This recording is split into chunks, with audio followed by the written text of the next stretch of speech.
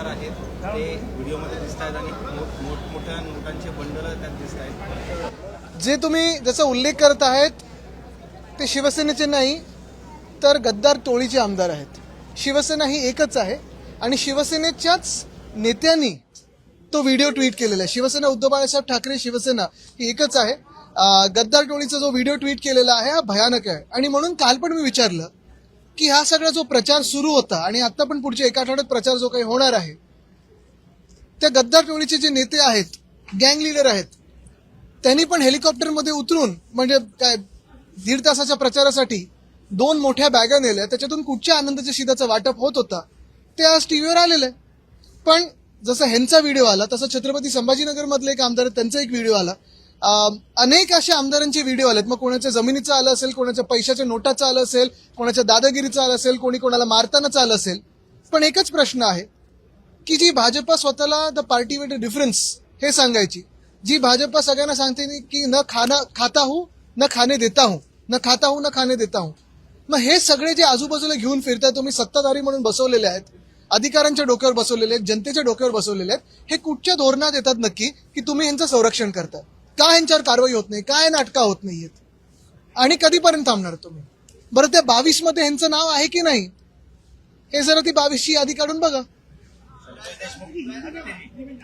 एक मराठी संपून घेऊ, मग म्हणजे मराठी पूर्ण करू, संपून नाही पूर्ण करू. संतोष देशमुख प्रकरण एक एक एक एक करतो.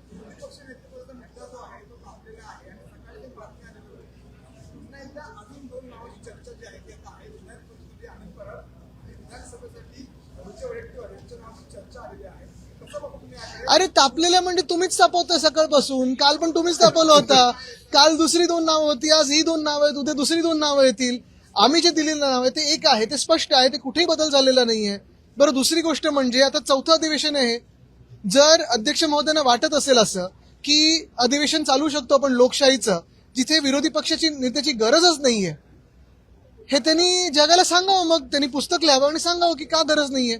आणि एवढी भीती सरकारच्या मनात का आहे की विधान परिषदेत असेल किंवा विधानसभेत असेल विरोधी पक्ष नेता नसावाच, एवढं बहुमत असून देखील एवढी भीती काय आहे त्यांच्या मनात?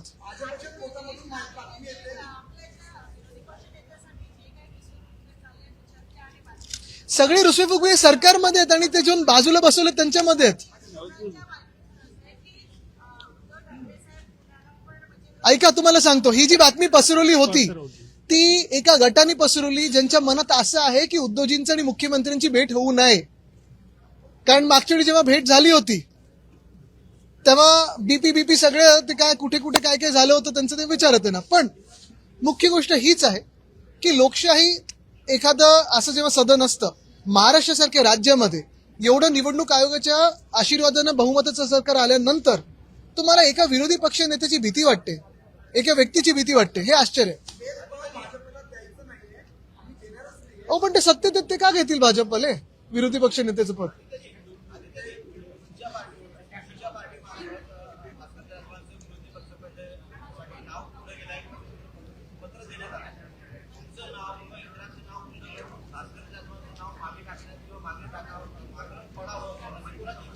कोणाची नाही.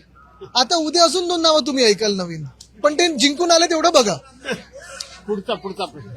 ठीक आहे चला पुढचा. शाहीद प्रकरणाला आज 1 वर्ष पूर्ण झालं. त्यांच्या घरच्यांचं म्हणणं असं आहे आम्हाला अजून न्याय मिळाला नाही.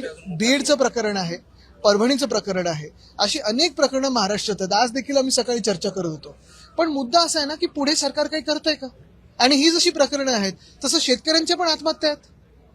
हा पण प्रकार तसाच आहे, चालूच आहे. कुठेही पूर्णविराम त्याला होत नाहीये कारण सरकारकडून मदत मिळत नाहीये.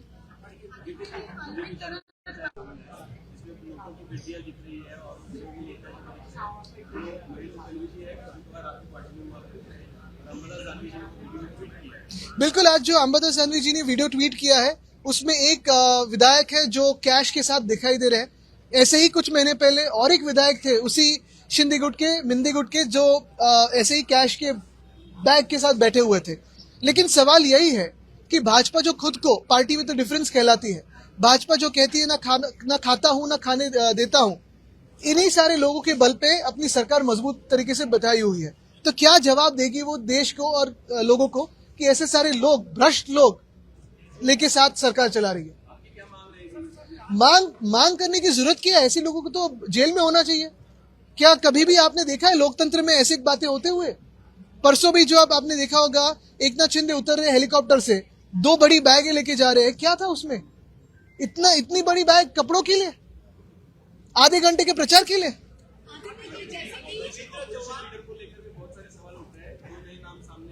बिल्कुल नहीं, हमने जो नाम दिया है वो किसी भी कोई बदल हुआ नहीं है।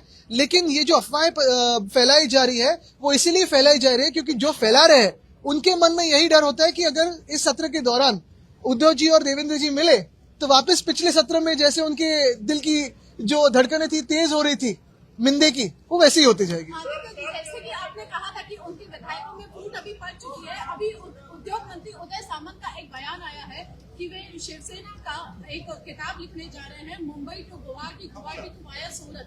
इसके ऊपर सर क्या कहना चाहिए? लज्जा थोड़ी तो होनी चाहिए। इतनी सारी किताब चोरी पे, खुद के चोरी पे अगर लिख रहे हैं तो इससे और यानी ये तो क्या कॉमेडी हो सकता? एक तो सरकाज़म में बोला होगा उन्होंने, लेकिन ये तो लज्जा है ही नहीं। ऐसे लोग किताब लिखे तो दुनिया की बेस्ट सेलर हो सकती है। एक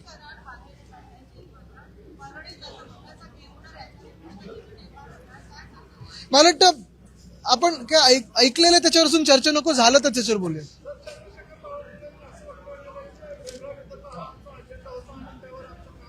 बघा, आपल्याला आठवत असेल जेव्हा मोदी साहेब 2014 मध्ये इथे आले होते महाराष्ट्रात प्रचाराला, तेव्हा त्यांनी सांगितलं होतं मी असेपर्यंत ते होऊ देणार नाही।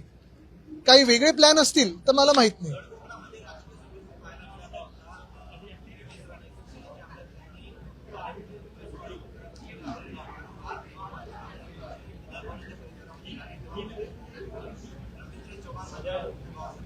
मी काही लोकांची मन की बात किंवा धन की बात ऐकतच नाही। ठीक आहे, धन्यवाद।